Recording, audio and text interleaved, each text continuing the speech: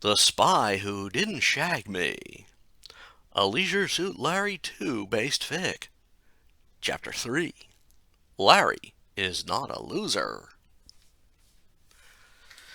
Once Larry had his lottery ticket, he made his way back to the television studio. As I stated in the last chapter, this was no ordinary lottery ticket. It was Schrodinger's lottery ticket. I'm sure most of you are familiar with the concept of Schrodinger's cat, since the theoretical experiment is well known, but not fully understood. Schrodinger's cat is a theoretical problem, in which a cat is in a sealed box with a flask of poison, a way to break the flask, a Geiger counter, and a radioactive source. Once these items are in the sealed box, the Geiger counter is to monitor the radioactive source, and when it notes decay, it triggers the flask of poison to be shattered, thus poisoning the cat. This means that at any point after the box is sealed, the state of the contents is in theoretical flux. Most notable is the cat, which is either alive or dead, but until the box is open, the cat is in both states. Now, reality would dictate that the cat would most likely be dead due to lack of oxygen, and when Schrödinger died, he probably got shabby treatment from death, since death has a fondness for cats. Larry's lottery ticket was literally the same case.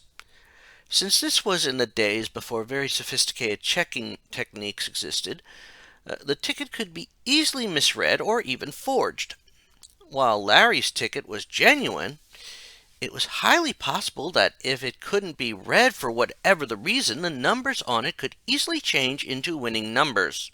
This, of course, coupled with an ironically close live production schedule, meant big winners had a relatively short time to get to the studio. Now, as Larry was walking to the studio, the lottery had done their drawing, and 6 unique 3-digit numbers were picked. Even an extensive search on the internet could not bring those numbers to light. Of course, this could be due to certain events that followed, and that will be discussed much later. I should note that this event was almost akin to the Michael Larson debacle, with the main difference being due to the event I am about to relate, and that what Mr. Larson did was completely legitimate. You see, when Larry made it to the studio, he was greeted by a rather dull-looking receptionist. Her blonde hair was rather frizzy, and her outfit was barely fashionably tasteful. She was also chewing away on bubble gum. Of course, Larry was momentarily smitten by this woman. He then noticed that she was momentarily trying to focus on him. He didn't know if this was a good thing or not. He quickly pulled out his lottery ticket and showed it to the receptionist, asking the obvious question. "Say, is this lottery ticket any good?" It was in this magical moment when the lottery ticket became Schrodinger's lottery ticket. Since the ticket had to be visually confirmed, it meant the receptionist had to read it. This is normally not a problem. However, the receptionist had a family history linked to an eye problem.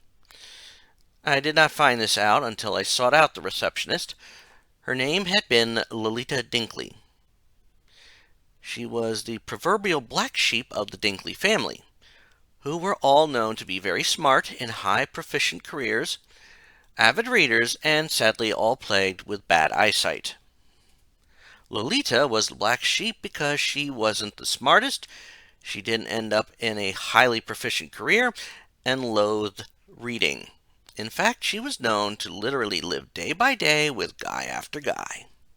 To do this, she had been known to misplace her glasses.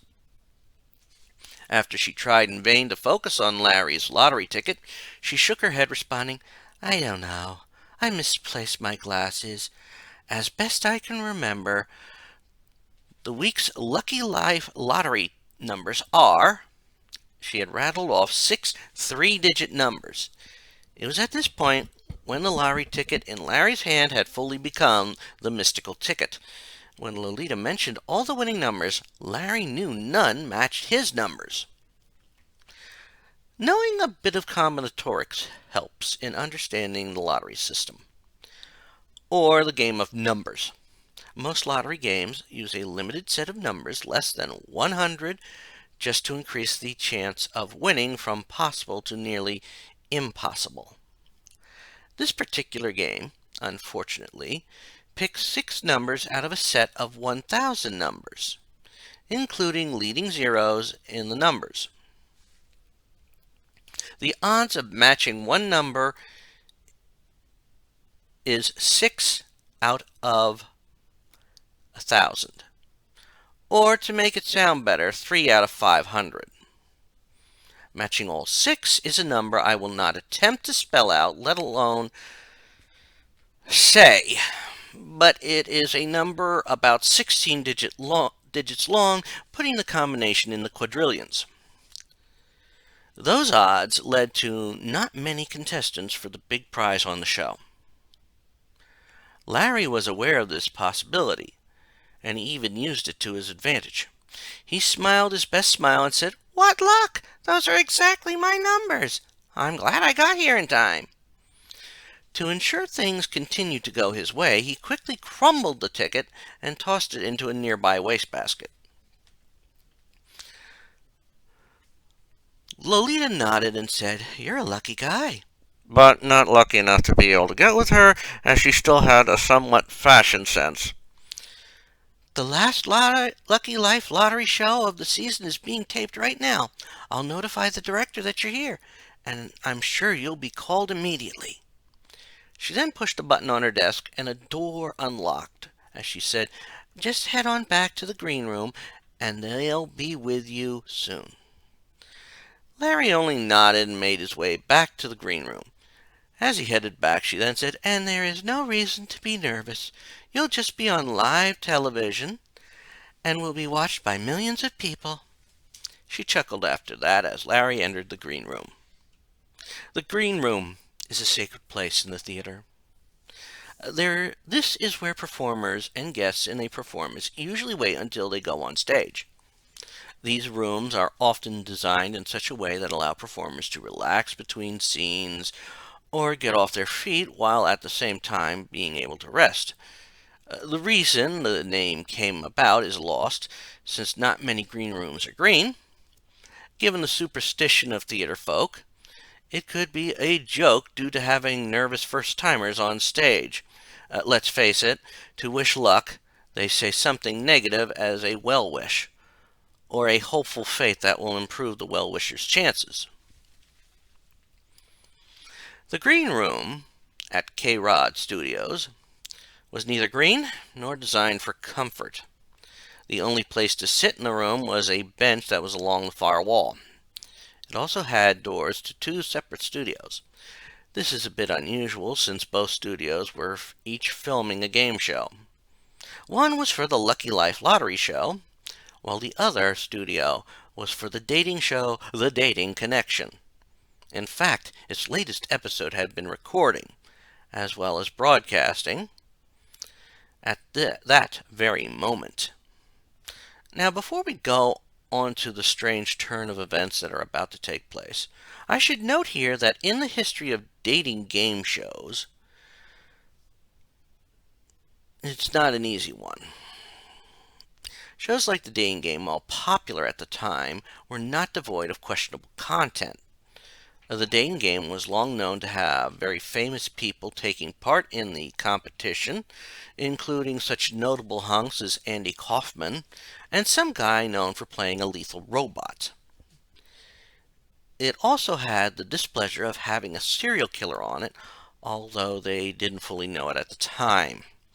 Knowing this should give you an idea why what is about to happen played out the way it did.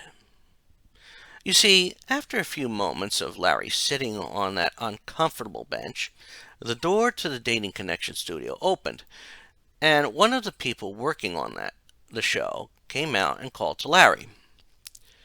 Now, if I had to describe the person whom called to Larry, the best description I could give was to say they resembled Lamar from Revenge of the Nerds. I will not repeat it word for word, But basically, the man said, "You're late.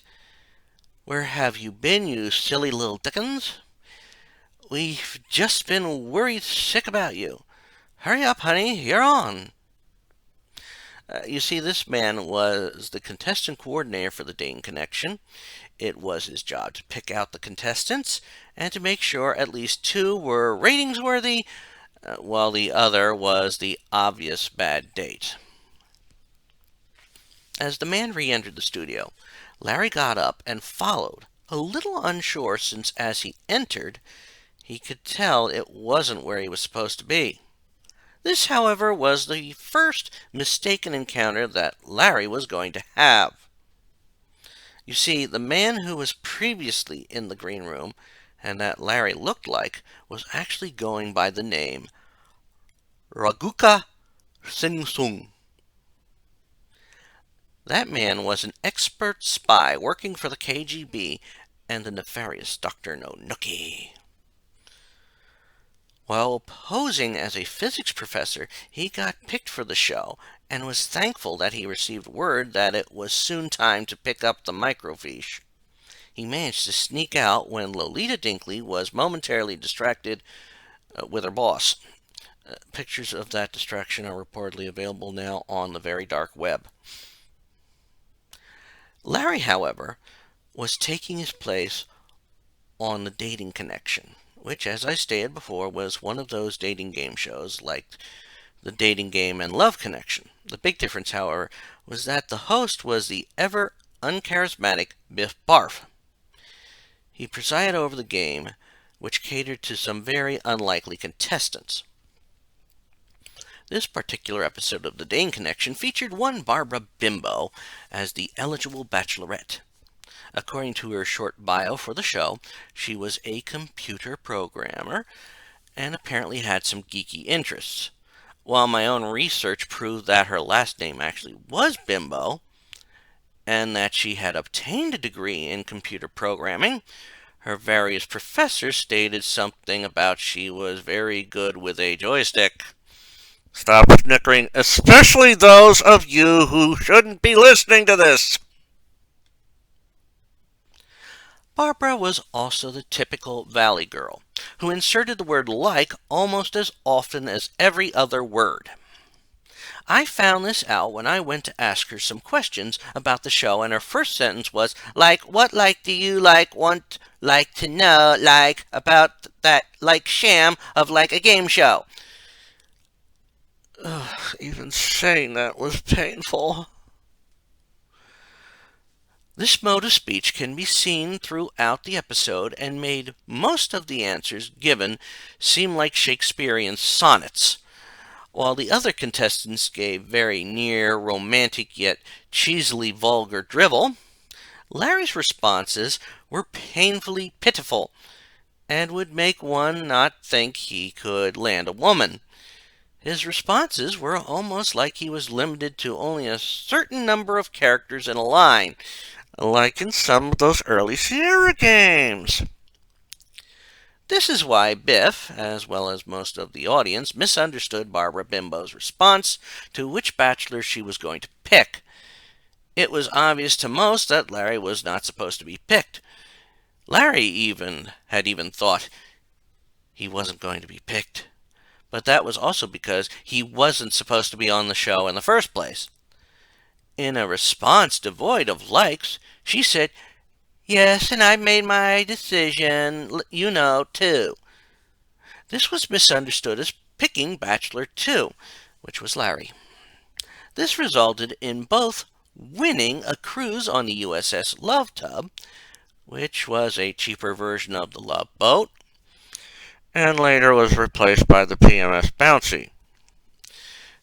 This was a complete shock to Larry and meant he had to get his passport from Eve's place.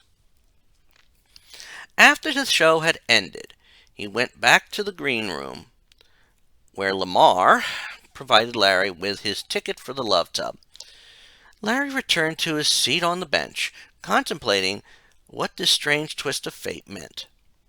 Maybe after his appearance on the Lucky Life lottery show, he could find some way to woo Barbara on the ship. Perhaps if he came into enough cash, he'd be able to afford the best for her on the ship. And after that, he was already starting to imagine her in a swimsuit as well as out of it. Thankfully, Larry didn't have time to dwell on those images as the other studio door opened up.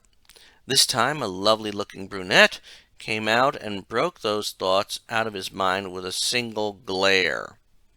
With that glare, she said, "Hey, you! Where have you been? We've been looking all over for you." As Larry was supposed to be the very last contestant for the season, him going missing was a problem. Thinking his explanation would help calm things down, he answered truthfully, "I just won the Dane connection." He almost smiled when he said that, but he caught the glare from the woman and could tell that his response was already not helping him. This was true, since as the woman responded to his statement with, "Big deal, you were supposed to wait here, now hurry and follow me."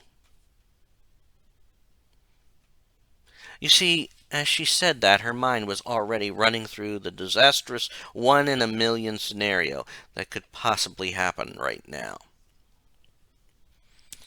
You see, every person working on any game show worries of the game looking rigged. Rigging game shows used to be commonplace back during their debut. A legendary Quiz Show 21 was one such case. And after that, anything that made a game show look rigged became suspicious. In fact, the previously mentioned Mr. Larson did The Impossible Years later on, a game show that was supposed to work on random chance and racked up a very huge amount of cash on pressure luck by never hitting a whammy in the second round during a constant run of 45 spins. Since then, shows that relied on luck made sure that big prizes were harder to obtain while still statistically possible. This is why, as Larry was entering the studio, the lady was making sure the special device on the Lucky Life Lotto wheel was deactivated. This device was made to give the wheel a slight bit of oomph to move it off the big prize. It would have still landed on a big prize, but not the biggest ever offered. She had been already running the odds, and she figured that Larry, dressed as he was a loser. If the dating connection rigged the game in his favor, she wouldn't need to worry about him winning. If it wasn't rigged, and down to dumb luck, she was certain the wheel was going to land on that big prize. The ratings would skyrocket, of course, but she wondered if it would sink the show as well. The host of the show, Riff Barf, who wasn't related to Biff Barf as far as he knew, announced Larry as the final contestant of the episode. He didn't even interview Larry due to time constraints, and it is said Riff muttered something to Larry under his breath. So Larry did the only thing and walked over to the wheel and gave it a good spin. Big money giveaways are designed to be a near impossible chance. A perfect example of this is getting the bonus for spinning $1 on the big wheel on The Price is Right. Landing on the $1 spot on the big wheel is a 1 in 20 chance. Landing on that spot 2 times in a row was a 1 in 400 chance. Landing on that spot 5 times in a row would be a 1 in 3,200,000 shot. Such a remarkable chance is unlikely, but still possible by the laws of probability. Such events would be an automatic attention getter, as well as a news flash that was worthy of the country. It is also why various games of chance with a possible huge payout are rigged not to pay out too often if someone is capable of beating the odds in any legal way. The biggest spot on the Lucky Life Lotto wheel was one spot worth $1 million a year for life. There were other spots on the wheel that were worth less a year for life, or just as an amount to be paid out on the air there. 1 million a year for life was a prize to hope for, but would be a nightmare if it was one for whomever was financing the lottery. This is why the wheel was normally rigged to not land on that spot. As the wheel started to slow, I should remind everyone of Murphy's Law. This unwritten law states that whatever can go wrong will go wrong. It is further expanded to state that when it goes wrong, it will do so at the worst possible time. There's one part that is little known of, and that part is that at that time it will benefit one person in the best way. That is exactly why the wheel stopped on the big prize for Larry. Once that happened, everyone reacted as if it was the most amazing thing. In truth, it was, but they were prepared for it for the most part. A special pre-programmed light sequence was activated. Riff Barf made a big show of excitement. The studio audience was already giving a standing ovation. To top off the spectacle, the hostess of the show came out and presented Larry with the first ever printed $1 million bill. As Larry's prize was $1 million a year for life. Larry, having just won a cruise with Barbara Bimbo, now had the means to secure her heart as well. He thought so, at least. Now, as Larry left the studio with his prize, the producers and the Lucky Life Lottery Corporation were in a panic, as there was no way, at that time, to ensure that kind of payout on a yearly basis. When it was found out the device to prevent this from happening was not active, they were about to fire someone when it was discovered that, had it been activated, the device would have malfunctioned, causing a massive problem. This meant they had only one choice, and Larry would find out the impact of that choice much later. And you'll find out about it at some point in this narrative. Right now, Larry had to prepare for his cruise.